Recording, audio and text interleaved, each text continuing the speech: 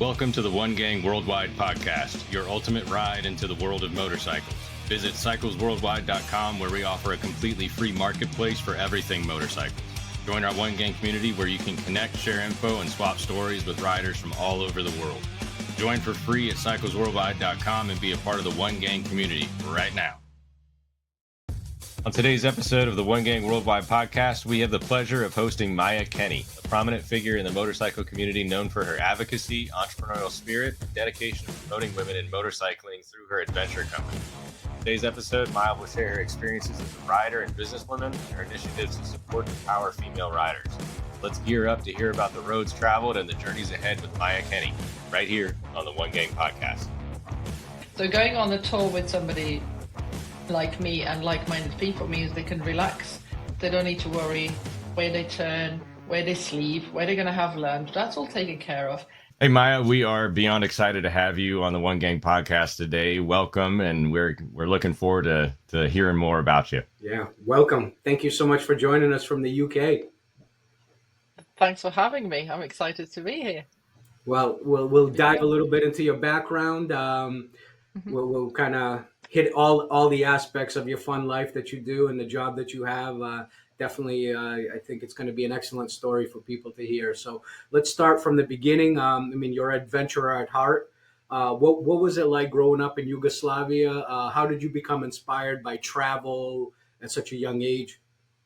Well, I don't know how I got inspired. I think it was just something that was always in me.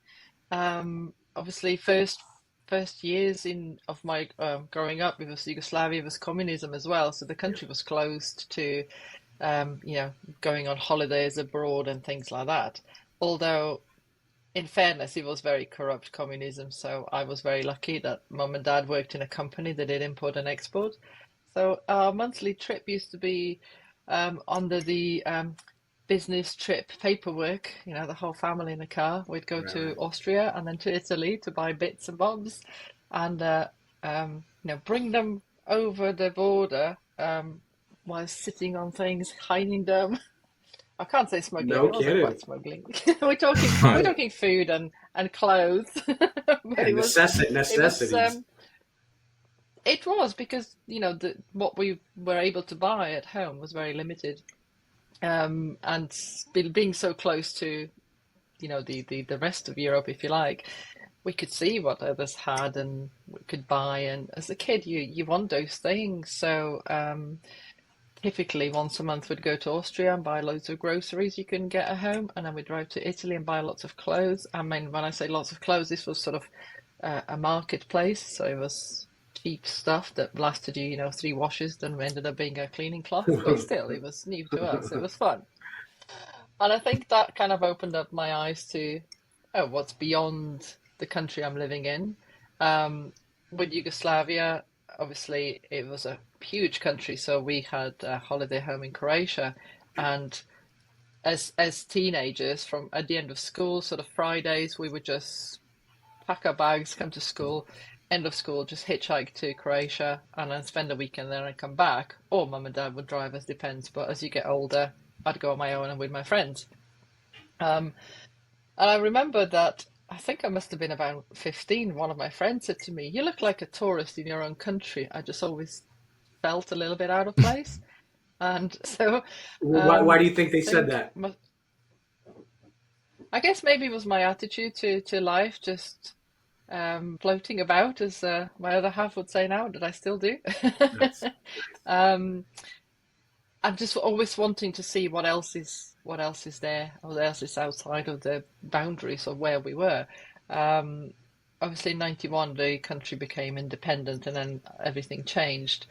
I think I must have been 17, 18, where my boyfriend at the time and I decided to get a couple of push bikes, and from Slovenia we ended up in Barcelona after a month. Wow. Because it was just sort of didn't have money for big travel, and what should we do? Well, let's cycle, put tent on, bags of rice, and we just headed west. Awesome. Ended up in Barcelona. It was a really, really cool trip. And then, when I was that young, I was still happy camping, where nowadays not so much. Right. And then another year, a friend of mine and we hitchhiked, and it was literally, where should we go? Oh, Scandinavia. We haven't been there yet. So two days and two cars. We ended up in Copenhagen, which was incredible. Um, and the next step was then, I wanted to go and see London.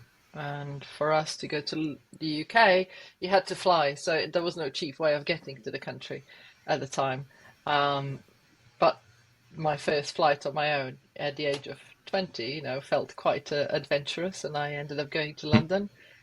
And I was au pairing for a while, because that was the cheapest way to get through. So you're making some money, you're meeting the local family, and Right. exploring what's around. So I guess it was always just in me, the whole travel bug. It's not that I woke up one day and gone, I want to go travel. It was just something I always did, and it's never stopped really. Good. When my son was born, again, the pact was, every year take him to a new country when he was a bit bigger, so that I would expand his horizon. Clearly didn't think he would expand to Australia to leave me here. So backfired a bit. Um, but no, I mean, I think it's wonderful that he's done that. For Um, sure. and then, the sort of, go on. Oh, I was going to say, Um, one of the things I think that kids in the States miss out compared to mhm, Europe, everything's close. So you can travel, right? You can travel all around. You yeah, can get anywhere yeah. basically, whether it's a train or some form of way. And I think what a lot of the youth lacks is knowledge of different cultures, different things, and it's cool to see that you Yes. did that at a young age. You were able to experience different locations, different cultures, different languages. So I think it's so important for somebody at a young age to be able to experience things like that in order to be Mm. able to understand other cultures. Absolutely. We lucky. I was lucky growing up where I did, because Yugoslavia is a melting pot of cultures and religions and languages anyway. And then such a small country, literally within 2 hours coming out of the capital city, you're in another country. And so the limitations of distances in my own country probably led me to explore more. The desire to learn new languages, and in those days you had to cross borders, so you had to give passport, and there were queues and queues of cars getting in and out of countries because each one had to be checked and stamped and check the car, and it was just such a slow process. And obviously the currency changed every time you crossed the border as well. Um, so I remember being, going finding local banks to swap the money I had into the local Right. currency, but then it was the case of, well, how much will I need? And then you're left with it, and it was, Hmm. all of that seemed like a big hassle at the time, but it's all part of the experience. And in a way, it's so much easier now. We got Euro across. There are no borders. You just drive through, no problem. Like you do from state to state. It's similar to that, I presume. Um, but part of me is a little bit nostalgic about not having to stop and sort of having a clear border, because when we are on a tour, sometimes I'll go, you do realize we're now in Austria. We've crossed the border, and some riders go, oh, when was that? Where was that? You don't even notice Right. it Right. anymore. Yep. So it's easier to travel, but somehow you lose a little bit of that experience, I guess. Um, Did you ever have any issues with the currency exchange, like running out of gas before you could swap your currency out, or any funny stories like that? no, not with currency. I had a couple of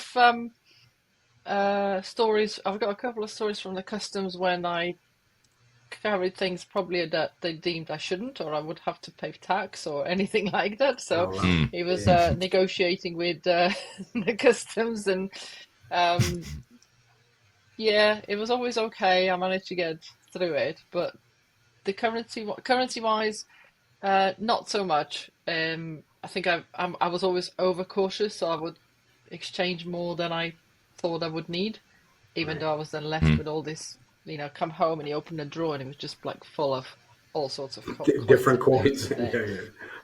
Yeah, yeah. So So but I you think have the entrepreneurial spirit. You've had a couple of different businesses you've been running side by side, and you've mentioned at one point you stopped enjoying those. What type of businesses were they, and they did shut down, and why did they shut down? so for how long? About 15, maybe more years, I ran a business building exhibition stands, which was, from design to build. They were all timber structure to installation at a fair, exhibition show, a booth, as I guess you see call them. Um, and then we would leave the client there, do their exhibition, and then we'd come back and pull it out for them. And we've run that for quite a long time.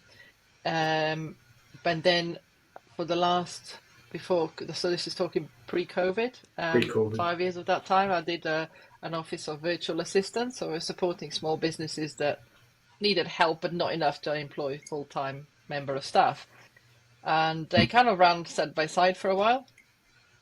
And when the first lockdown happened and COVID, we were at home. So I got a lot of thinking time and realized that I'm not enjoying either of them anymore. I was just doing it Hmm. because it was making money, and Right. you think, well, but is that the point? I could just get a job then. It's not. Whilst I enjoyed the startup of it and the excitement and the creativity of it, eventually they both just became a job. So at that time I thought, right, sod it. We're going to close that, finish it, and do something else. And then it was, Wow. okay, what's it going to be? This something else. Yeah. Once So you're how did put you into a position formulate? where How did you formulate that part? so I came across a book called Ikigai, which is a Japanese philosophy of, Japanese. you never work, you're Very in a cool. flow, you're constantly doing what your heart is wanting, and so it never feels like work. And so I kind of thought, right, what are the things that I enjoy? Obviously, motorcycling, traveling, people to a point, yeah. So To a I love point. being Yep. surrounded by people and talking to them. Yeah, well, finding out stories and all that, but then I need to sort of go, right, shut the door and leave me alone for a few hours to recharge. Right. Um, Hmm. so I thought, well, okay, travel, people, motorcycling. Well, okay, well, let's start doing tours. And it was literally, okay, we'll start with a day tour. Let's see, I'll say this Saturday, meet you here. We'll do a day. It's that much.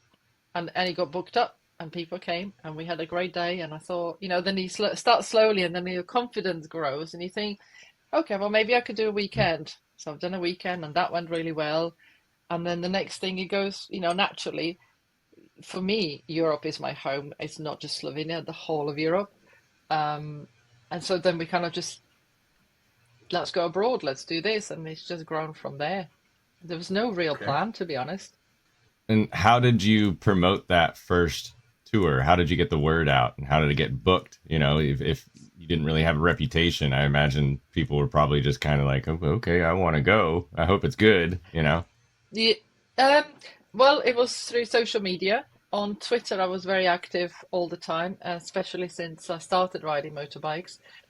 I hadn't realized Twitter has got an amazing motorcycling community, and Hmm. they like chatting, and it's all about bikes, of course, and dogs and wine, my favorite topics.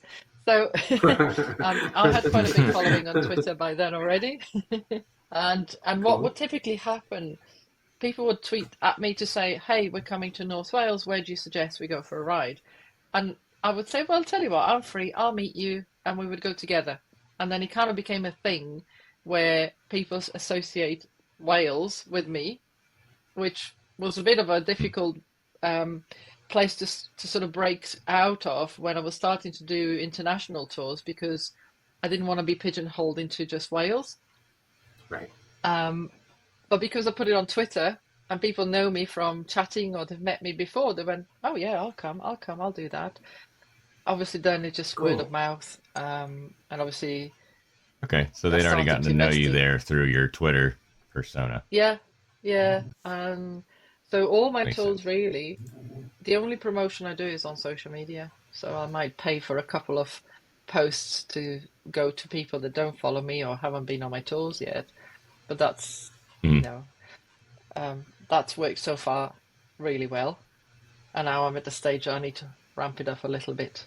and that's the next Gotcha. sort of level to where I'm going. But Exciting. this year is planning, next year is execution, I think. Yeah, we're gonna get into some cool stuff later, but yeah, you got some great stuff on the horizon. Yeah, yeah, I'm excited.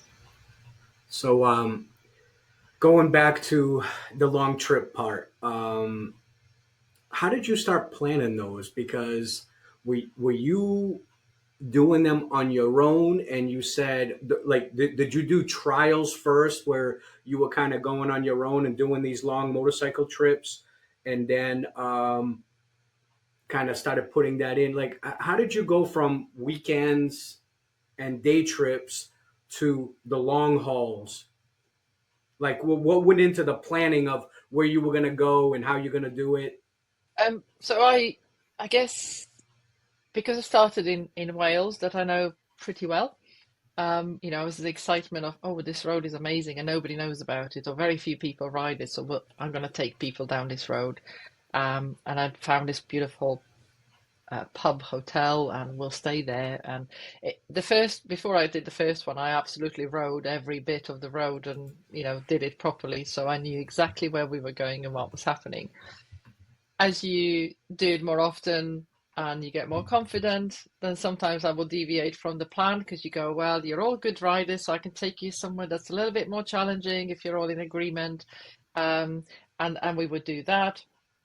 Or maybe the weather was really bad on a coastal route I've chosen, but inland was okay, so I'd have to sort of change it on Right. the go. And because it was in the area I was very familiar with, it didn't phase me. It was just sort of, I know where I'm going, I know where we're riding, and everything is safe, and we're just going to do that. The next step going into in Europe was a bit more tricky, but again, not so much. So my first international trip was to Slovenia. So a Wow. group of customers said, well, you're from Slovenia, why don't you take us there?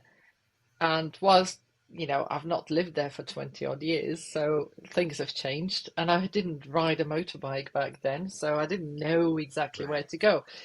Again, I leant onto social media, and the people from Slovenia that are bikers were super helpful, pointing which roads to go to, what's worth seeing.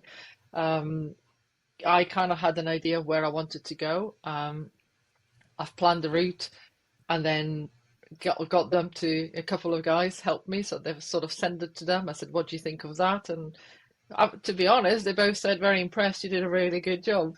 So I thought, well, I obviously know how to read a map. That's a good start, isn't it? I know the Um, people in our community are unbelievable. oh, So I how mean, I keep saying that it's the best community by far that I certainly that I've come across, because we're all helping each other, we're all there for each other, and it doesn't matter if you turn up at the biker night on a really old bike that's been battered and is trashed, but that's all you can afford, and your clothing isn't brand new. Nobody cares. Like, you're Right. coming here, you're on a bike, you're a biker, we're gonna have a good chat, and Let's that's go it. ride. And yeah, right. Exactly. Yeah, good point. so for that first trip, how many bikes were there? What did you have to do to prepare? What were you telling riders that they need to bring, and what were the logistics of that first trip like? Um, of the first longer trip, full of nerves for me. How many bikes? Um, I said I had six, so seven of us. Six. Oh, that's good Um, group. Good size yeah. group. So I was very good at counting to six that weekend, because all I was doing was headlights. One, two, three, four, five, six. Okay, we're all here. We're all here. Everybody's safe. Yep. Yeah. And you didn't have any type of communication between. Oh You didn't no. link No. No. No. comms. No. No. No. I wouldn't like that. So when I'm riding as a tour guide, when I'm leading a group, there's like a million things going through my head. Make sure I'm on the right track. Make sure I'm doing the right, sticking to speed limits. Make sure everybody's following me and keeping an eye on them. On day one, even more so, to determine who's the better rider, or if we have somebody that's not very confident. Because if there's anybody that isn't too sure, I'll ask them to follow me right behind me, so I can keep an eye on them. At the same time as talking to them, during break saying, follow my lines, this is why you do that. And so far, everybody said they've really benefited from it and improved in their riding by following my lines. Obviously, if you're on a road for 3-4 days, you're going to improve anyway because it's Of course. constant, isn't it? Then I'll sometimes have music playing, and then sometimes you have to look at your phone and change something or look on Google Maps where I am, and it's all happening. So the last thing I want is the group chatting in the background as well, right? Right, think right. Too I would much. probably have to pull over because multitasking is overrated and nobody can do it well. So I don't want to go there. Um, Sure. the packing side, I was always kind of known for Maya packs light for her trips. So I always say to people, lay everything out on the bed, everything you packed for, put it out on the bed, and then take half of the things away. So if you've put 5 t-shirts in there, just take 2. And then double the money that you're going to take with you to have a little bit of a Right, buffer. right. Just in And then case, yeah. that'll do, and you'll probably still come home with something you never worn. And 9 out of 10 times, everybody says that's a really, really good advice and it works. The bikes. I'm going to share that That's with my not daughters. Yeah, good luck Yeah, with that. by the way, that's not my saying because I came across that. Sam was 2 years old, so 22 years ago. I read that somewhere because at the time, his dad and I, and Sam was 2, we embarked on a 6-month trip around the world, sort of travel. So we had backpacks and we had a sort of baby carrier that was like a big sturdy thing to put a 2-year-old in the front. So when we were hiking, he was sort of in the front or the back.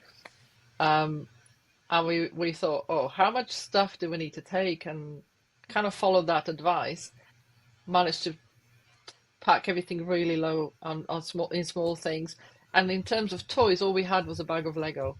And every time we stopped in a hotel or there was a bit of a quiet time, bag of Lego came out, and all 3 of us were playing. And Sam never wanted for anything more. It was incredible, when we buy all these things for our children. At the end of the day, the best bit I remember. I'm diverting here a little bit, but anybody that's traveling with kids, all I'm saying is you don't need all that stuff. He was sitting on a beach in Fiji, found 2 half-shells, coconut shells, and he was just sitting in the water and pouring water from one to another for hours and hours and hours. It was beautiful. It's amazing. Traveling with a kid, not a problem. You're just staying in nicer places because you're not going to go into youth hostel or big dorm stay places like that. So it costs a little bit more, but super easily to do. Yeah. That's cool. So in those long road trips, when you only have just a moment to really pull aside and get to know people, what's it like managing the different personalities and learning about their riding personality, sometimes more so than their regular personality? And how does that blend, and how do you manage that? It's always a challenge because every time I meet a new group, I don't know what I'm going to get in terms of personalities, right? It is kind of my style or my policy to have a phone conversation with everybody that books on my tour. I think so far only one got away without that. So he just booked on and we was all on an email. But I pretty much insist on a phone call. I think it breaks down a lot of the barriers because it's easier to ask certain questions than it is on an email. You get a bit of banter going. You can you get the feel for the person on a phone, Right. and that Feel the kind of makes it personality. easier for them and for me. Right. So that's always step one. Then obviously we meet in the morning, usually about 10 o'clock for something, a cup of coffee, something to eat. And then you see them arriving and introductions. And I tend to, if I can, observe for a bit and I step back. So they're talking amongst themselves and figuring out how that's going to work. And it's usually the first night after you have a meal and a couple of drinks that sort of people relax and then the real personalities come out. Of course. And then kind of a pecking order gets established on that night, and then you can kind of see it throughout the rest of the tour. That's how it's going to be. I think maybe there were couple of people that in the nicest possible way, but their ego was bigger than the others, so they kind of tended to dominate the conversation, and I had to cleverly steer it away from them and give others a chance to Right. talk. But I mean, that was, it doesn't happen very often. You get always somebody who's, we call it a faff, it takes forever to get back on the bike, and and I've forgotten the gloves. I just want to take a photo here, and it's I have to then go, right, come on, you get packing and we'll follow in 5 minutes. I think that's the hardest part of the job, man. It's just getting everybody. When you say kickstands up, it's kickstands up, and then you got the stragglers that make it's a pain in the ass. Anybody who's traveled in large groups, any kind of long Yeah, trips, knows that you always have that one. yeah. We've in one of the groups, sort of, we've been on tour a few times. We actually had a little trophy for the faffer of the group, so the one that was causing the most delays or took forever to get ready got the trophy at the end. So you can turn it into fun, and it's so usually it's taken in a good, in a humorous sense, and they understand it. It's just how it is. So it makes Have it a you bit ever more had fun. Have you ever had a situation where you had to kind of like truly pull somebody aside, in a one-on-one manner and be like almost give them the riot act as far as whether they were driving like crazy or doing stupid stuff, or have you had that in your trip, so you really had to kind of like put your foot down? No, in terms of Good. riding, the so my sweet spot, if you like, my customers, majority of them, I used to say middle-aged men, but when you're in your 60s, you're probably not middle-aged anymore. So, and I keep thinking I'm middle-aged, but I'm not middle-aged anymore either. So I keep forgetting that. It sounds better. But what I'm saying is, they are men that have, in a majority, have having to make all the decisions for themselves in life, in business, in pretty much every aspect of Everything, their yeah. life. So going on a tour with somebody like me and like-minded people means they can relax. They don't need to worry where they turn, where they sleep, where they're going to have lunch. That's all taken care of. And I don't know, maybe because I'm a female, I don't have the same ego as a male and on a Right. bike, and perhaps that's more, what's the word, more welcoming or less threatening. Yeah, yeah. And A so lot, a it's a lot more very leisurely, beneficiary. right? So it's a lot more relaxed, I feel, the tours. I've never had anybody that was just tearing around and being an idiot Good, on the road. good. And at that point, I would have to pull them aside and say either stop that or leave the group, because if it's dangerous for everybody around us, you can't For allow sure. that. But yeah, I'm what I'm struggling with is getting more women on my toes, funnily enough. I So, was just going to that's ask you that question. What's the ratio that you? Well, let me ask you this: on these trips, right? Do you have a maximum number of bikes that you allow? so my ideal size of group is 6 riders plus me. Plus you. Now, if it's a group of people that know each other, I will take up to 8 or more. If Okay. where so I have got one group, they know each other, they know their riding styles. Two of them will just do their own thing and meet us at the end because they go at a Yep. slower pace, and the others will stick together. But sometimes they go, no, we'll go faster, so they overtake me and they leave me behind, and that's okay because it's more of a, it's not a guided tour as such. It's just that I've planned everything for them, and majority of the time they want to follow me because it's easy. But then every now and then they're like, "Nah, that looks like fun road. See you later." So off they go, and it's beautiful that we can do that, right? Yeah. Um, if I had a much bigger group where they actually needed looking after and making sure that we stick together, maybe I would take 12, but that would mean I'd have to get another guide with me or somebody at the back to make sure we don't lose anybody and help out when we're stopping and organizing. It's also things like, I phone the hotels in advance, I tell them when we're coming, I give them all the names, so the check-in is as quick as it can be, but they're only as quick as the person checking us in, right? Right. Right. So Right. Do you have most of the somebody time they're fairly quick. trustworthy? Do you have somebody trustworthy that you bring on this when you do have these large groups, to be in the back to kind of watch between you and the thing, Yeah, and the group, that you have somebody that you can always count on? absolutely. Yeah, definitely. Awesome, awesome. It's So what's the yeah, ratio? and Well, what's the ratio? Is it mainly men? Is it like, let's say, 1 to 5, 1 to 5, one woman, five it's guys? Is mainly that what? men, and the no, the women that have come on my tour so far were with their husbands, partners, Okay, so they gotcha. they don't come on their own. Yeah, either riders or pillions. I had both, but they didn't come on their own. They were with the other half. I got to ask you a question, right? And this is Sure. interesting because um, you ride mainly. Is it everybody that goes on these tours, especially out there? Are they riding sport bikes and sport cruisers? Like what's like? Could somebody come with a Harley Davidson, like a bigger bike, or are they a little bit more sloppy up where you're riding? You kind of want to be more on a sport tourer type. I need to be very careful when I talk about Harleys, don't I? You see back there? Um, yeah, yeah. Listen, the guys I know that ride Harleys, they ride them faster than I ride, okay? Yeah, So, yeah. Pretty crazy, with yeah. the whole sort of persona of steady cruising, I haven't seen any Harley riders like that yet. They're all just going like they stole it. So, Right, right, right. when it comes to that, speed, no problem. When we go to mountains in Italy specifically, or Switzerland, they're really sharp bends, Turns. and Hmm. I think on a Harley you would struggle on those bends.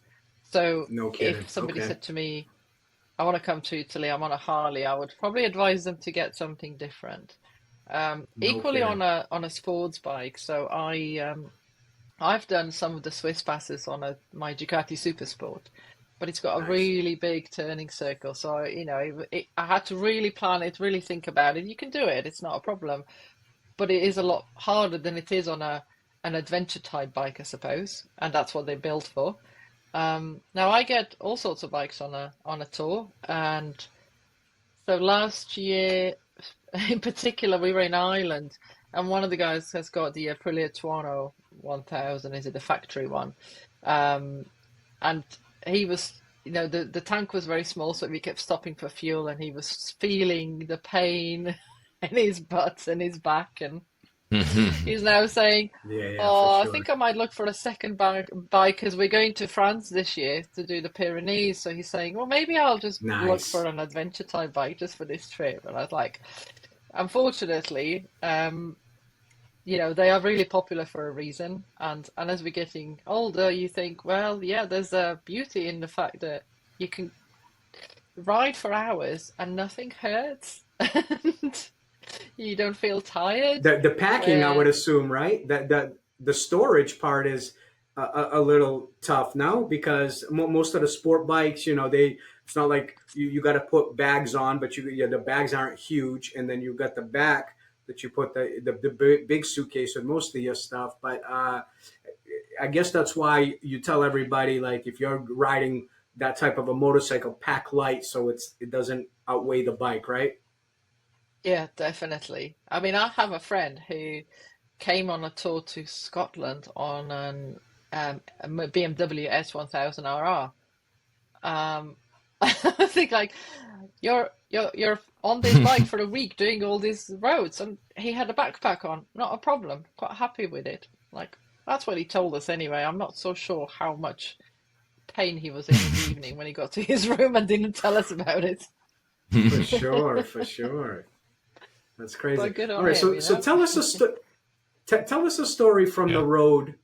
Like, tell us one of these stories that I think, like, one of your trips that might have started out a little bit crazy in regards to things weren't going right, but kind of turned into basically a trip of a lifetime with laughs and great memories. Like where were you traveling to? How many bikes? Kind of give us the details of how it started, because it wasn't going as good as you thought, and then kind of turned into something awesome. Um, I think last year, trip to Slovenia, um, one of the guys that booked on said, I am known as Mr. Chaos. I went, okay, we can cope with that. Mr. Chaos. Well, I can confirm he kind of the trip was so every day something went wrong, as in not planned. Something happened that wasn't planned, Wow. and so at the end we just started looking at him, going, "Mr. Chaos, again? Can he just like have a day off?" Give us some examples of things that went wrong.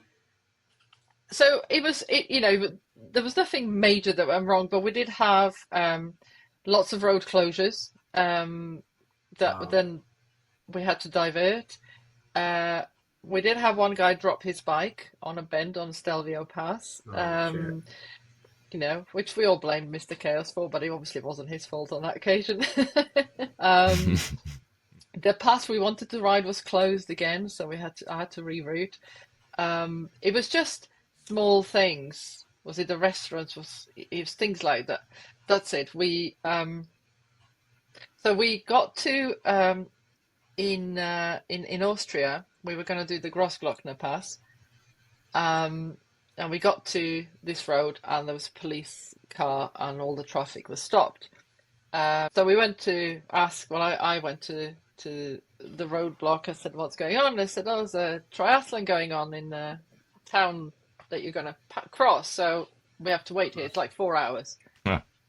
Wow. Okay, so on a map, looking for ways around, and there really wasn't anything unless we were very brave and trying to get completely off-road. So I thought probably not the best thing, because one of the guys had a Kawasaki Z1000 SX, I think. So it's sort of a sport tourer, like a but cruiser. certainly wouldn't go off-road.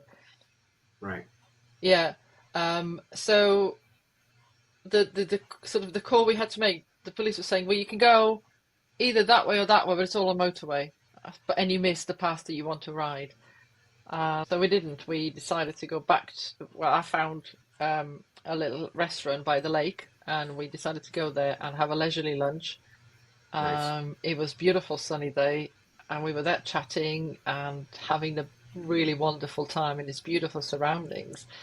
Then carried on back to where the roadblock was. That was cleared by then, so we went through, got to Grossglockner Pass. It was 5 o'clock in the afternoon, and there was nobody on it. And I think that, the beauty of things gone wrong, but actually we would have been in traffic because it's a very popular pass. We got there was nobody there. We had the road to ourselves. It was absolutely stunning. So everybody said, kind of, when something bad happens, but something good comes out of it. That was definitely one of those moments. That's right. Yeah. Awesome. Then we got to Slovenia in the dark, so it was another pass we did in pitch black, which was an interesting experience. Yikes. But we wouldn't have had so much fun on that pass if it wasn't for the delay. And it was just, that trip was funny. We were all just laughing about it all the time. And when we came to the next road closure, we just went, okay, this is just the thing we're doing now. So because we didn't end up going the roads we planned, we have discovered probably some better ones that I wouldn't necessarily choose. Right? And you see different things. You see more of the surrounding, more of the countries and the different villages, because you've rerouted. So at the end of the day, I don't, as long as everybody gets back to the hotel in one piece and hurt and happy, then it was a successful day. So, Maja, for all the listeners out there who are looking into getting to a good, comfortable traveling point, what professional advice would you give them to plan and to have a good, fun, safe trip, and any pro tips for what they've got to pack, and any planning recommendations that you have? So going to a new destination is always a bit overwhelming when you start, because if you don't know the place, it's how do you start? Where do you start? How far can you go in a day? For example, when I was in Australia, I thought, I can go from A to B in a day, then realized that was 1,000 kilometers. It's just very different scales. And different country. So having, reading on the destination you're going to, reaching out to anybody that you might know in the area that has experience or people that have been before. Because if you don't know the roads, it's difficult to guess how many kilometers or miles a day you can do. We can ride for 400 kilometers, but if the roads are really twisty and slow, it's going to take you 20 hours because you're going to keep stopping, or or you're going to go on a motorway and you can do more than that. So it's having a bit of an understanding of what is reasonable in which area. That helps by talking to people. And social media is great for that, because you go on different forums and groups and everybody wants to share their story, so it's easy to do that. I use Google Street View. So if I see a really cool road, but I'm not sure if it's paved or not, I will go on Google Street View to have a look if I can, unless it obviously don't have the footage, then it probably means it's quite rough. Then, a basic packing, especially if you're on your own, you need some sort of tools with you and an understanding of the bike you're riding. So if anything goes wrong, you can do the first fix yourself, or at least get you out of sticky situation if you're somewhere in the middle of nowhere. A small puncture repair kit, a few tools, and just basic maintenance. You check your bike in the morning, make sure all the liquids are topped up, everything's as it should be. And so if it's your own bike, you're probably going to do that more readily because it's your bike and you want to. But if it's a rental, I think it's even more important because you don't know the bike. And, again, the first day in a new country, maybe, I would take it easy just to get used to the driving style of the people, because they vary so much. You have, for example, in Italy, it's so hectic because everybody's on your back all the time. They're just like pushing you forward, go faster, and there's no gaps in between cars. Tailgate. Yes, really? yeah. Wow. And so, and that's scary, man, when you're on a bike. Yeah, it can be. So but then you come to France and you see everybody moves out of the way. They see a bike behind them, they move out of the way, so you can pass them easily. Awesome. In the UK, they'll probably try and kill you. So I'm joking. But here in the States too. So yeah, UK driving standards are fairly poor, so you have to really watch the cars. Things like that are good to get some sort of information on beforehand, because it'll help you the transition of, okay, we also have to drive on the other side of the road, so that's another consideration. And what I tend to do is I mount the camera on my right mirror or right side of the bike. So when I'm in Europe, I'm like, okay, drive on the right, not on the left. Yeah. That's smart. Wow. Yeah. Because awesome. Some people put a sticker on their screen to say right on the right or left, whichever way, it depends where you are. That works.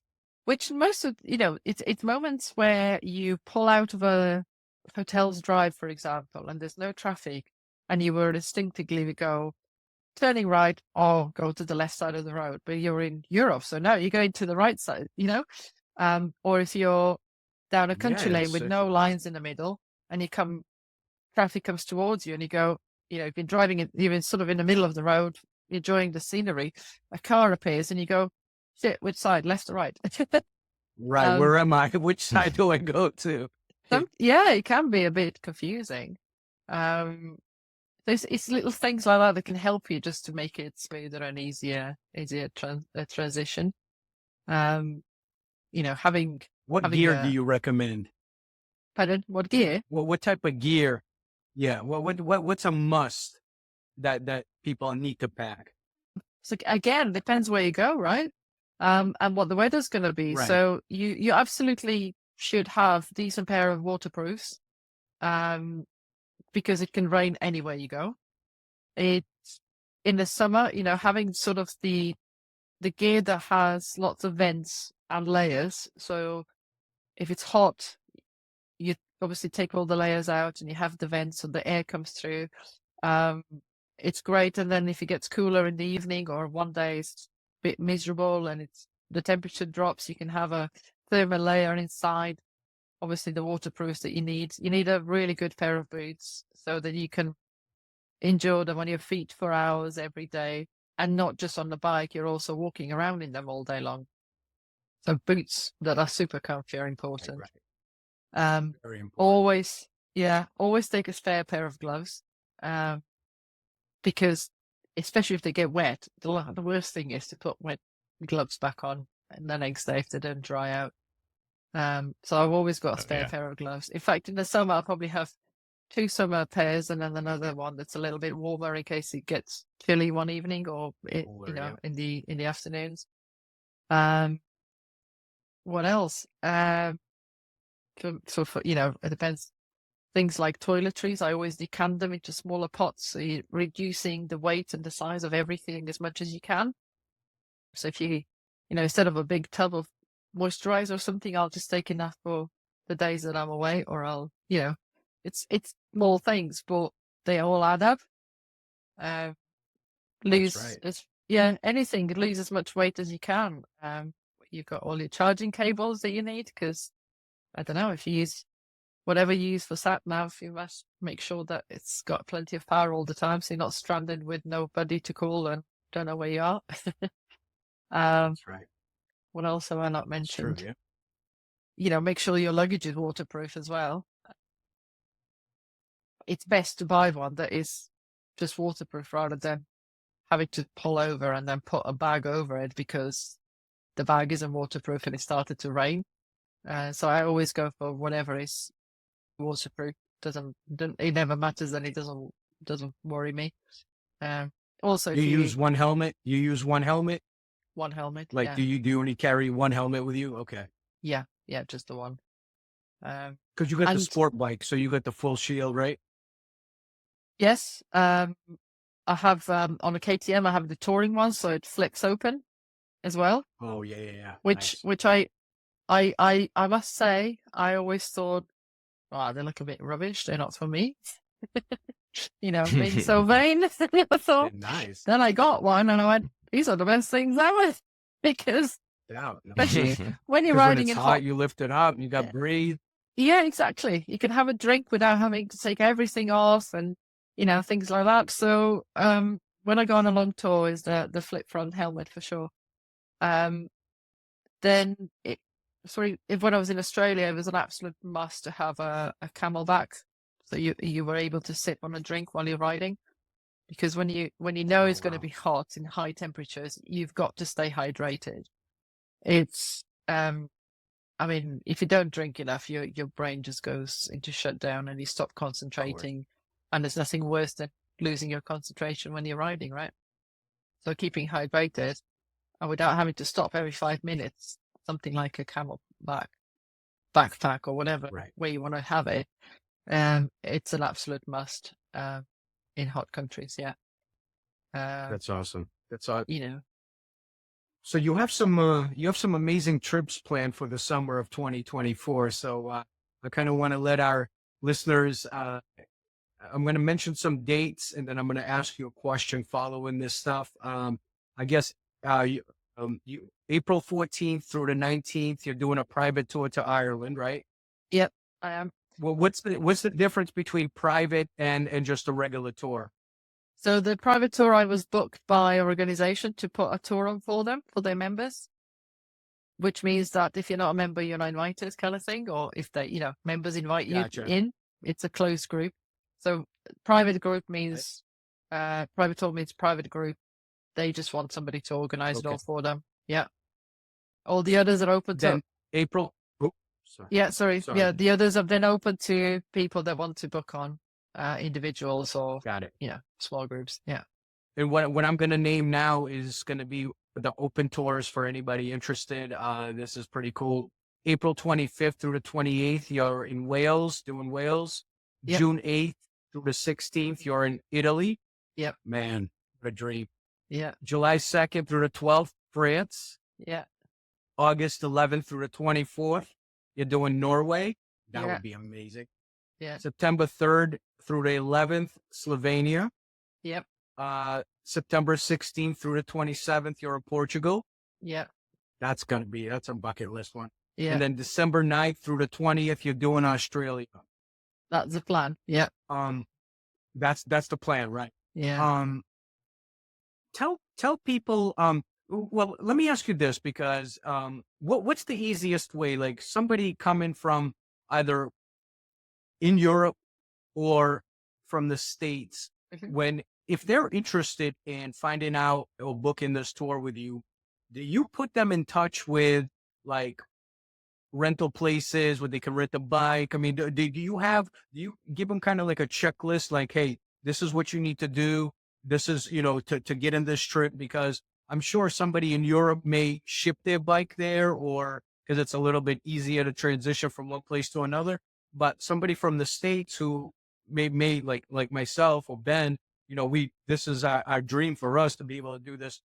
If I called you and said, hey, listen, I'm interested in that Norway trip, what do you do to somebody that's in a different country? Like, take us through the process of what to help them understand on how to get prepared for this trip, how they can get a bike, and so on. Yeah. I mean, obviously there are plenty of rental companies in the UK, so it would be depending on where they fly into. We would source the best one then to connect them with, and ensure that, we can book the bike and it's ready for them and all prepped. It's all very individual, isn't it? I'll have a conversation with you. What kind of luggage do you have? It'd be best to have this kind of type things, and how do you get on a plane? So, for example, when I went to Australia, I had 2 bags and a suitcase and a roll bag. The roll bag had all the biking gear in it, the boots, the gloves, the whole lot.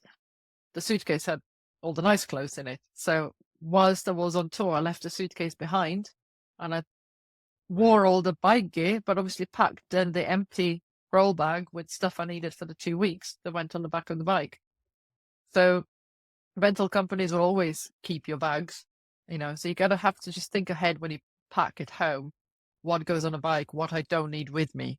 Because inevitably, especially long haul flights, you're gonna need a couple of days to adjust to the time zone. So you might not jump on a bike as soon as you come off the plane. You might have a few days somewhere to relax and catch up with the time difference, and then go and get the bike. So you're gonna need different clothing for those days when you're not on a bike. And that's something that, we would set up a call and have a chat. I'll help as much as I can. Nice. I don't have a bike rental place that I would recommend. I'm not on any commissions when it comes to that. And I would connect and help on this side, but it would be direct hire from the rider to the company that you're hiring from. And having somebody on the ground doing that for me is really helpful. And yeah, we would, depending on the destination, I guess, and this would all be arranged to suit you. So if you're booking on Norway trip, it may be that there's no point in you coming to the UK, fly straight to Norway. I can tell you the starting point or the best place to meet up. So you go there a few days before. I'll help as much as I can, get your bike organized, and then once we get to Norway, the time and the date, and we meet up and off we go. Same on the way back. We know when we're finishing the tour. It's then your choice. Do you return the bike and do a few more other things and fly back? Or do you come to UK and see what's here? Or, so it doesn't have to be just that window of this is a tour.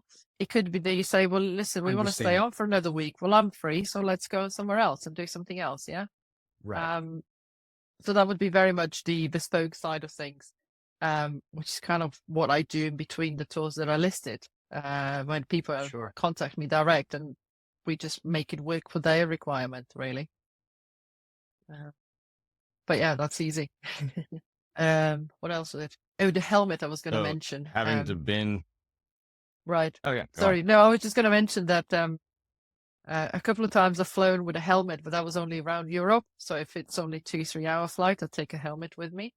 But for the Australian trip, I decided to buy one when I was there, just because it was easier not to have to carry that as well, because I had lots of stuff. And you bought the helmet at the rental place where you got the bike? No, I just bought it at a shop in Sydney as I was, having a few days wandering around, and every time you travel, you end up accidentally stumbling across a motorbike shop, don't you? So, you just go, oh, well, I'll buy a helmet here. That's right. Yeah. Sorry, Ben, you were going to ask So, something. with all these countries you've been to on your own tours, Yeah. do you also kind of offer a service or advice where, assuming with all the research that you've done with great rides and potential trips, do you offer a service as well or advice for people that are looking to go to a specific place, but you don't particularly have a trip planned there? Kind of like I would call you a traveling travel agency, but do you Yeah. have any Yeah. just typical travel agency sort of services or advice? Was services in a way that, you know, some people just want to go and ride on their own, but they don't know where to go. Or they don't Right. like the planning bit and the booking hotels. So I offer a service where you tell me where you're going, how long for, you know, what's your riding experience, the budget, and I can put together a trip together, you know, with booking everything, where you're staying, Nice. GBX files for the routes. So you literally just buy online, you know, package, here you go, and travel on your own or with your friends or whoever you go with, but not with a guide. So absolutely, yeah, I help with that. Yeah. Awesome. That's Do cool. people ever, do you or any of your clients, do they ever ship their bikes, or is it almost always a rental at the destination? Either rental at the destination or ride from home. And obviously Cool. with European destinations, we all ride our own bikes there. Right. Yeah. Of course. Yeah. Not worth How the do you expense to calculate ship either. how do you calculate what a trip will cost? Like say for example, like we'll use Norway again. If I called you and I said, hey, Maya, I'm really interested in this Norway trip. I just need to understand what the budget is. Like, what will this trip cost? Obviously, I know I have to get a flight from the States to Norway. I mean, I get that part. But like, are you able to kind of give your potential customers and riders that are going to join you on these trips a basic understanding of kind of what each trip is going to cost them? I mean, they are all priced up as a tour, which I base on minimum of 5 riders. So if we have 5 riders or more, we go. If there are fewer riders, then I'll take a view depending on where we're going and what's involved. So you know how much the trip will be per person, and I roughly calculate obviously all my expenses and all the cost of hotels and dinners and things like that. Right. And then there's my fee that goes on top, which is obviously spread across the riders and my expenses. So it very much depends on the destination, because there are different levels of cost that you incur depending on where you go. I always price it for single occupancy accommodation, so nobody shares rooms. And so maybe the price, I'm not the cheapest, put it that way, because we're staying in at least 3-star hotels. So you have Good. a certain level of comfort that you are guaranteed to get when it arrives to the destination. We will eat in places that are good food locally. You know, I try and find places that are Right. Something good, local, authentic. if you know, local, authentic, good food, not just cheap and cheerful. Because when we travel, right, you want to experience day cuisine. You can get pizza and burger anywhere in the world. I mean, that's not exactly the food that I want to eat every day on a tour. So, Right. yeah, it's, I can, if you say to me, I want to come for 2 weeks, I'll work out a sort of budget, a rough price. So then we can say yay or nay. Okay, we'll carry on and then agree on the final one. But the prices on the website, which it's a new website coming out next week, see, so they're going to be there, so you know exactly what you're getting and how much it'll cost you for that. Oh, trip. nice, Yeah. nice. That's cool. That's awesome. But I'm a little bit behind. What's the link for that? The website is very simple. It's Maja's Motorcycle Adventure.uk.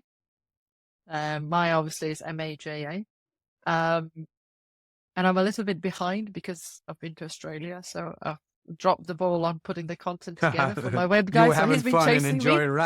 Yes, I know. He's been chasing me, so I promised Hey, it'll listen, all be done. since you were on the bike, you're excused.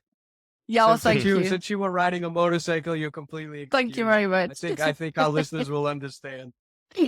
I'm glad to hear So that. before the next question that we've got prepared for you, I wanted to ask, just out of curiosity, when you go to Australia, does your son ride along? No, he stays in does his Ah, own thing. We have an understanding because, when you live so far away and then you get together for a month, it can be a bit too much. So you don't want to be together all day long every day. And so we spend Sure. a few days together in the beginning. Then I go away and do my own thing. And then I come back and we spend together time again. And it's working beautifully. Cool. Yeah. And it gives me Nice. a new adventure as well, which, why wouldn't I? I don't want to be in Sydney all month. It's just a city. I'm not that keen on cities. Right. I prefer countryside. Yeah. The most beautiful parts of the world are the little outskirt towns anyway. So That's right. Yeah. So Yeah. what is the most beautiful country you've ridden and can't wait to get a group back to? Wow. I mean, that's got to be a tough one because you've done so much. it is tough, but from the point of variety, the landscape, how it looks different every day with a different weather. I think Wales is very much at the top of the list. It doesn't have the Alps, it doesn't have big switchback roads, and it doesn't have hot weather. But when you are traveling on those back roads and you see the rolling hills, and then sometimes it's beautiful sunny and you think, I'm in a different country. And then other times it's really moody and it adds that drama to your ride, and it's beautiful. So from that perspective, Wales definitely is one of the top ones. Nice. North Italy is my kind of soul destination because of all the mountains. I love the mountains, and they are high peaks, and you have those switchbacks for days, and then you dropped into the valley, and it's a whole new world again. So it's incredibly beautiful. I would say, obviously Slovenia's got to be on that list. In the same way that I guess you got the variety in a very small country. So you can do seaside today, and then high mountains tomorrow, and then you're in the countryside the day after. So the variety it offers again, and super beautiful and tidy and clean. Yeah. So I guess they were And my it's the top three. Dolomites there, right? Sorry, say it again. It's the Dolomites there, right? The Dolomites, yes, in North Italy. Yeah.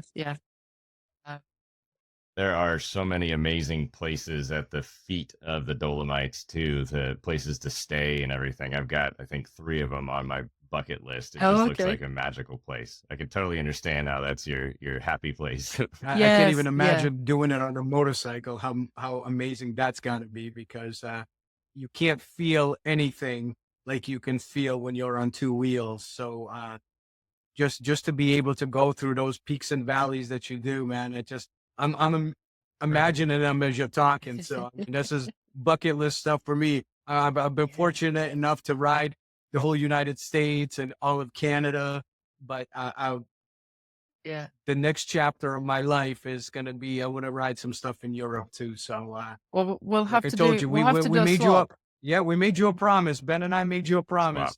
Swap. As soon as we start making a little bit of money from this thing, we're booking a trip with you. So we're going to come see you.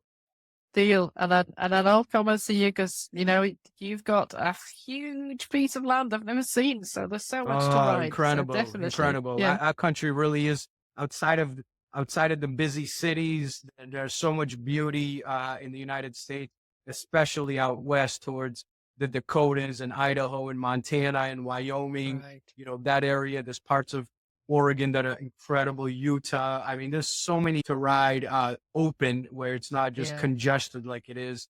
But definitely, you come here, you got a motorcycle to ride anytime. You come. It'll be a Harley, but you'll be fine. a little heavier than what you're used to. But hey, listen, let me ask you this: how can people find you social media? Where are you out there so people can follow you and see the things you're doing? So on Instagram, it's biker_Maja.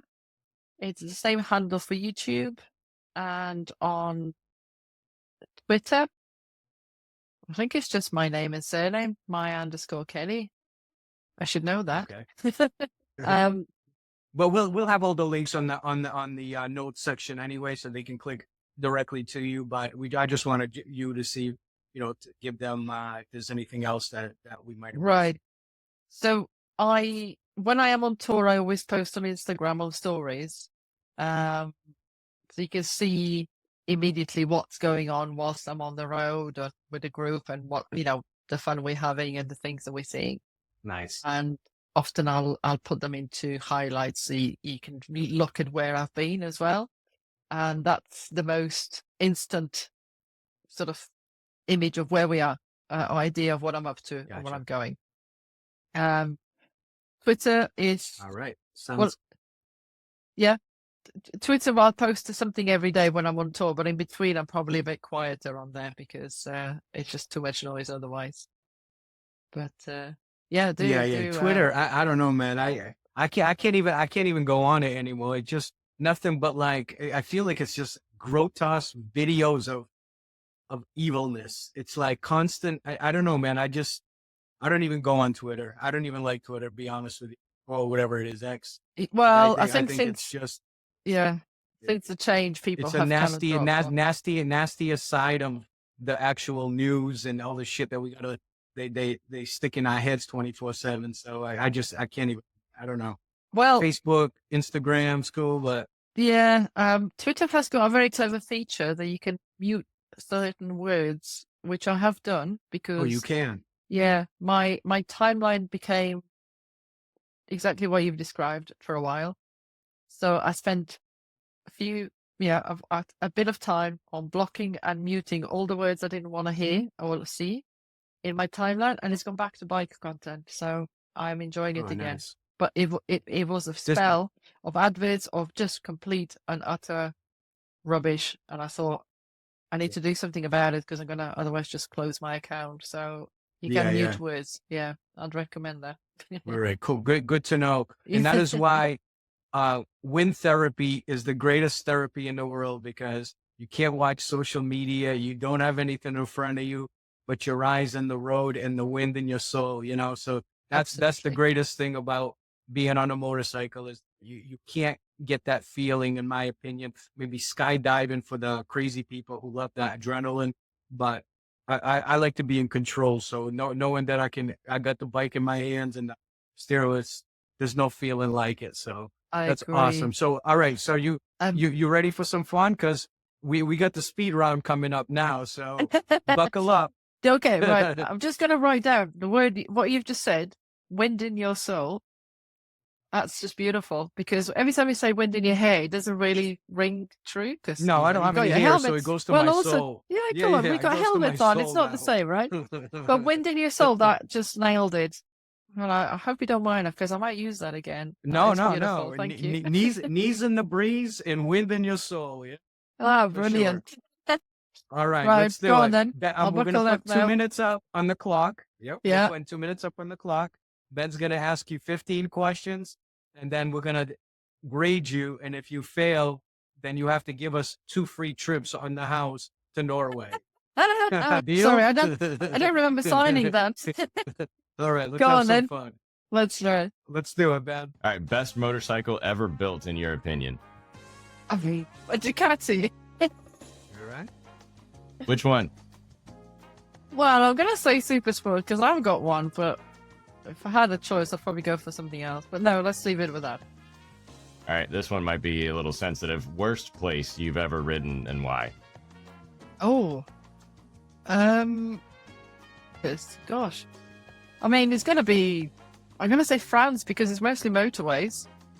Gotcha. For us, Okay. we haven't done a French trip to explore France yet. It's just going through it, so it's motorways. So that's really awful. But I know it's not true All right. because it's got a lot too often.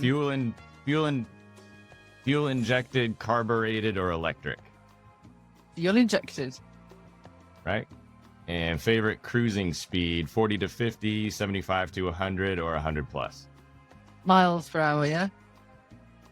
Yeah. Oh, Yes. yeah. Oh, Sorry. That's right. We are miles per hour. Yeah, that's okay. So what was the middle one? Was it 15 and 17, did you say? Oh, I just made that one up. 40 to 75 50 to and 100. 75 to 100. Yeah, I'd say 50 for cruising.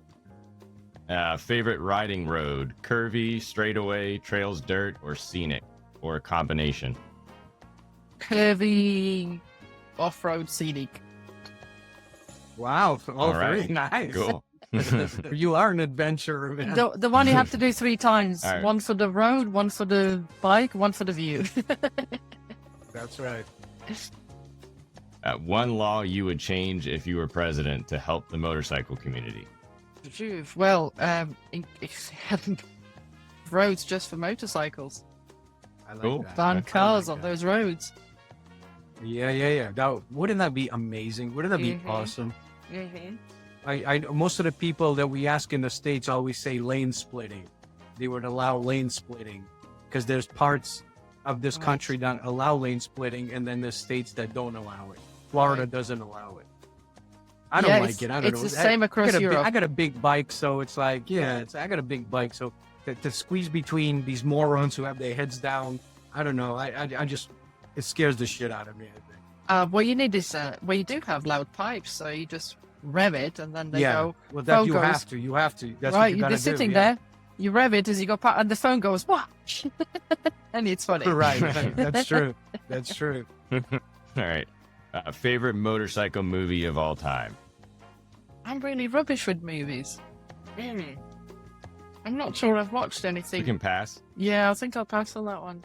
I wouldn't know what to say. Okay. Deal. All right. Favorite book you'd recommend everyone should read? Any book, not motorcycle related. Any book. that you love. Oh gosh. For I'm gonna say it's a sort of a businessy book, but it's called The Slight Edge from Jeff Olson. Okay. Where he talks about the small tiny decisions that you make every day, how they build up into a big change in your life. So the small tiny habits that are hard to do or not hard to do. It's either way, depends which way you want to go. Right. But with every day that you do it, it makes a change in your life, and you can apply that to absolutely everything through finances, business, personal progression, fitness, Awesome. knowledge. I just think it's really clever how it breaks it down Alright, to cool. tiny Gotta bits check every that out. day. Yeah. Yeah, Sounds check great. that out. Not very exciting, All I'm right, afraid. Favorite wine? I mean, that's exciting to a lot of us. Favorite wine, either grape or a specific bottle. Oh, at the moment it's Malbec. I love Nice. Malbec. It's my Or- favorite. Yeah, either Malbec or Pinot Noir. It's always going to be red wine Cool. for me. Me too. Gotcha. Yeah, Me too. yeah. I don't like Love that it. wine. All right. Last meal ever. What would it be? Well, what's some good Eastern European food you grew up with? Me being Ukrainian, I know we were meat and potatoes Well- all the time. So that's Yeah, well, there you go. It's called syrovi štrukli. So they're basically cheese dumplings. So like rolled like a roulade that it's boiled in water. It's got cottage cheese inside, and you slice it, and then you put caramelized breadcrumbs on top. It's like in butter, and they are just Oh, to die for. So there you go. Nice. That would be it. Nice. Yeah, all right. Cool. man. yeah. All right. Here's a fun one. If you could meet someone, past or present, who would it be? Oh gosh. Now that will take some thinking. If you asked me that a month ago, I would have said a lady in Australia I did get to meet. Sue Hollis. She's an adventurer and a racer, and she wrote a book, and I interviewed her for a magazine, I think 3 years ago. Like this, obviously. I said, next time I come to Australia, we're gonna have champagne. And so 3 years later, I did actually get to meet her, and I was just like starstruck. What's her name, if cool. you don't mind me asking? Yeah, Sue Hollis. So Okay, yeah, check her she's out. currently in Mexico with her husband. They're touring both on GSs, doing a 3-month tour. He does off-road. She's a racer. She was on a track. But her story really inspired me, and I connected with her. And then when I read the book, you know, when you just idolize somebody because they're just so amazing. Yeah. And when I got to meet her, she is even more amazing. So It's awesome. That's awesome. I think I'm gonna have to find somebody new now to replace that. Who do I want to meet that I haven't yet? Because I've ticked that one just a few weeks ago. Really made up with that.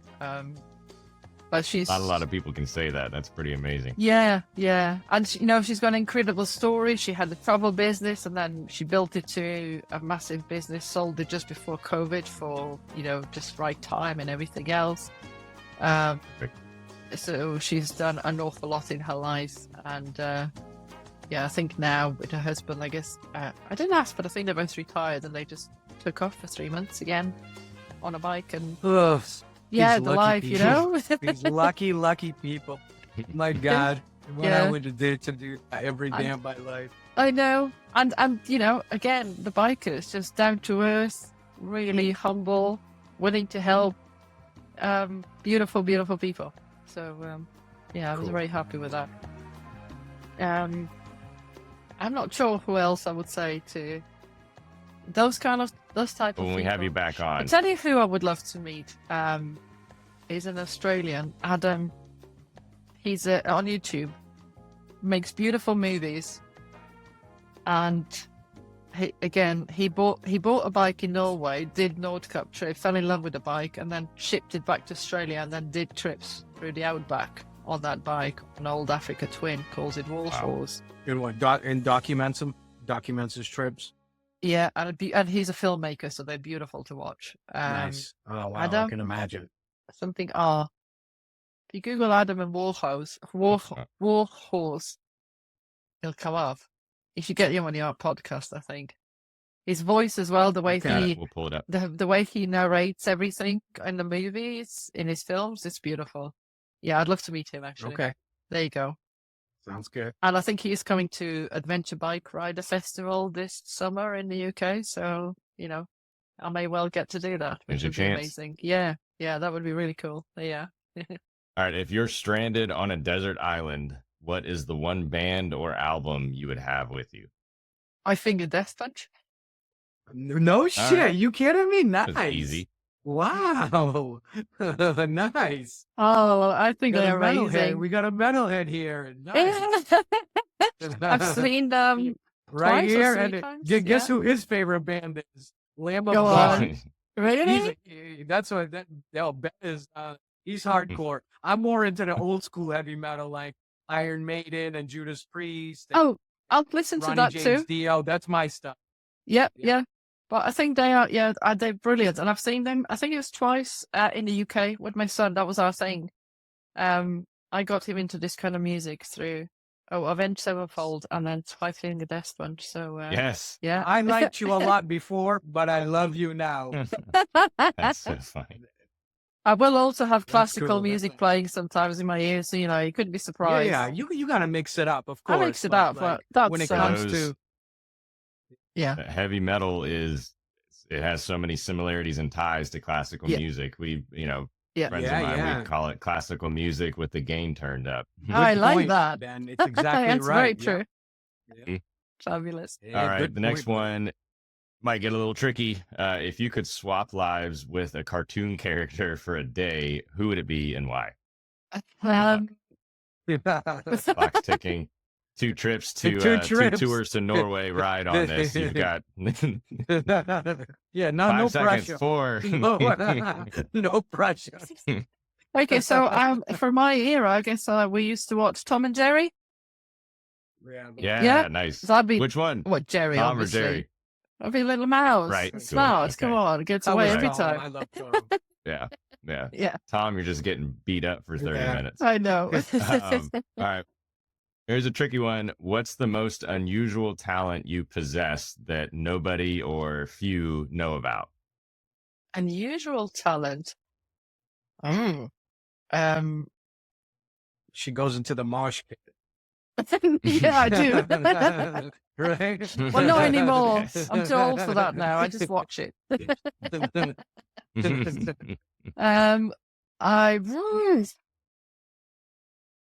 I stuck on that one. A talent. I don't have a party trick. Yeah, you got me now. I cook very well, but that's not exactly a talent, is it? No, that's a talent. There it is. Ben's a chef himself. He had his own restaurant. Did you? Wow. It counts. Yeah, definitely counts. Okay, well, I wouldn't That's go a major to talent. that. I'm not to that standard, but I will rustle up a really good meal. I really enjoy cooking, so I'm good at that. Yeah, I can. Oh, and so the office that I'm sitting in, my boyfriend and I built it. So when I say we built it, I mean I drew it, and then we bought all the materials and had it delivered here, and then Put it piece by together. piece we put it together, and Phew. voila! So there you go. There's one of my skills. I can build That's cool. stuff. Good talent. Good talent. Very cool. Yeah. We can build stuff. There you go. I'll feed you, All right. and I can build you stuff, and I can take you on a tour. Right. And you listen to heavy metal. And that'll be good Yeah. music too. That's a Yes. This is a perfect woman, ladies and gentlemen, right there. And she rides motorcycles. Yeah, there Come you on, go. man. Thank you. This isn't fair. All right, last question. Outside of the motorcycle community, if you could make a rule for a day, any rule, and everyone had to follow it, what would it be? Remove all the warning signs from everything. Cool. Okay. Remove all the Coffee is hot. Duh. Yeah. Yeah, drinking I like bleach. Drinking bleach That's a fun one. may affect your vision. Seriously. I call the Darwin, cool. Philosophy, the Darwin Darwin's, Awards. yeah. Survival of the fittest. So not a Mhm. popular opinion, but if you are that dumb, then see ya. Yeah, for sure. Yeah. Well, hey, listen, I've got good news. You just made the 2 minutes, so the trips are off. Ben and I don't get a free trip. Oh, right. We Yeah, were that was hoping a to minute, go 37 a seconds. minute longer, but it didn't happen. So, Sorry, I wasn't very Hey, quick but- with my but- answers. but I on- know. but in all honesty, we just wanted to really thank you for giving us the time to get a chance to get to know you. Your story's awesome. What you're doing is awesome. And we hope anybody listening or sees this on YouTube that, man, go travel. If you've got the time in your life and you've got some funds that you can be okay with, go enjoy this, because life goes by so quick, and to be able to see the world on two wheels and in peace there's nothing like it. So keep up that great work. I hope you keep doing Thank what you're you. doing for a very long time. And Ben and I are coming to see you. All right, we Oh, promise you please that. do. And thank you so much for having me. I've had lots of fun. And it's a pleasure to It be was a on this blast. podcast. Thanks So for thank coming. you. Yeah. And I'll see you next year One then. last thing to add too is going to a country, like if you go to Italy Mhm. as the typical tourist would, I imagine it has to be so incredibly different experiencing a country like that on the back of a motorcycle. It's got to be an entirely different experience, I would imagine. I mean, Italy again is a very big country, and it's different to where you go north, mid, south, but it is different. It do feel like sometimes you feel like you're on a different planet. It's so beautiful. Or on a movie set, you kind of go, it can't be real. You're looking at this beautiful views and you're riding amazing roads. And the Italians are so passionate about everything. Even though you might not understand what they're saying, but you'll feel it because they're just so passionate about everything. I mean, it's incredible. And they love big gatherings. They love families. They love kids. And you just feed on their energy. It's absolutely amazing. Yeah, definitely. We're coming. We are Do coming. it. We're Thank you coming. so much for your time today. We really appreciate it. You're very welcome. We're and Thank thank you inspired. so much. Have a great, safe New Year, and I hope you have a great summer. I hope maybe what we can do is after the summer passes and you get back from Portugal, maybe we can revisit this and you can tell us some great tales from the road. Absolutely. Happy to. And then All and right. then in a year's Sounds time, good. I'll see you anyway, won't I? Because you've been That's in right. Europe. And then we'll do the That's tour right. together. Although All not right, in sounds January. good. Yeah, not in January. It's No Got it. January. No January. We're coming in the summer. perfect. Yeah. We're coming in the Thank you, summer. Maya. Brilliant. Thank Thank you you so very Maya. much. Appreciate you. Great to know Have a you. great one. Thank you so much. Bye bye. Bye.